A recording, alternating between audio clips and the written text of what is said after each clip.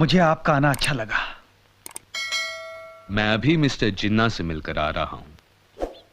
विश्व युद्ध हमारे सामने है, तो अंग्रेजों पर दबाव डालने के लिए मैंने फॉरवर्ड ब्लॉक की तरफ से पूर्ण स्वतंत्रता की मांग की है। लेकिन हिंदू मुस्लिम एकता का सवाल बीच में आता है। इसी संबंध में मैं मिस्टर जिन्ना से मिलने गया था। पहले आप बताइए क्या लेंगे।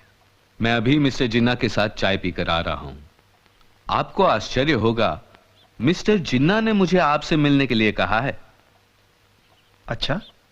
उन्होंने मुझसे पूछा कि मैं किसकी तरफ से उन्हें मिलने आया हूं। मैंने कहा कांग्रेस की तरफ से। वो बोले कांग्रेस के अध्यक्ष पद से तो आप इस्तीफा दे चुके हैं। ठीक कहा उन्होंने। तो मैंने कहा कि फॉरवर्ड ब्लॉक की तरफ से तो मैं बात कर ही सकता हूं। वो बोले कांग्रेस और फॉरवर्ड ब्लॉक के बीच मुझे कोई अंतर नजर नहीं आता। मैं मुसलमानों का लीडर हूं और कोई हिंदू होने के नाते ही मुझसे बात कर सकता है। उनके विचार में हिंदुओं के लीडर आप ही हैं।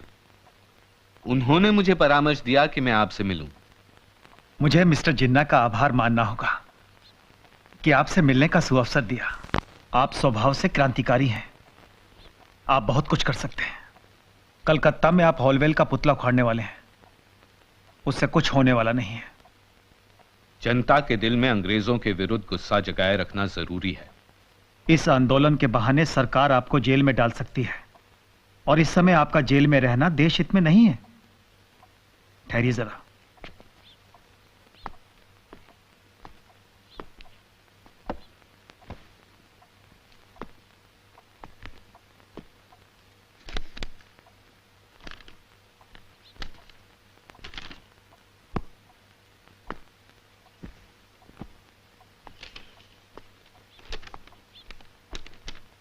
रास बिहारी बोस का पत्र है, जापान से।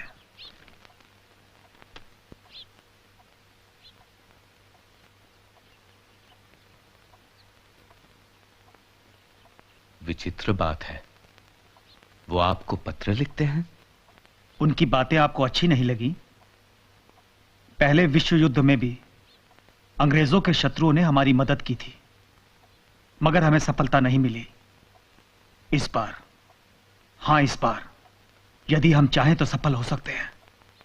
और अब आपको पता चला होगा कि मैं हिंदू युवकों से सेना में भर्ती होने के लिए क्यों कहता हूं। यही क्रांति का रास्ता है। हमारे जिन युवकों को जर्मनी और इटली द्वारा बंदी बना लिया गया है, वो फिर से मातृभूमि के लिए अंग्रेजों के विरुद्ध लड़ेंगे। जिन अंग्रेजों ने 100 बरस पहले हमसे हमारे शस्त्र छीन लिए थे, आज वही अंग्रेज हमें शस्त्र देने के लिए तैयार है। इसीलिए मैं इतने वर्षों से हिंदू युवकों से कहता आ रहा हूं, सेना में जाइए, बंदूकें उठाइए।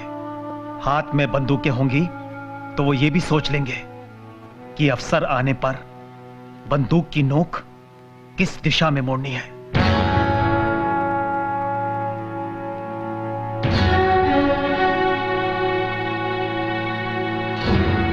आपने चिट्ठी में पढ़ लिया है कि जापान भी युद्ध में कूदने के लिए तैयार है।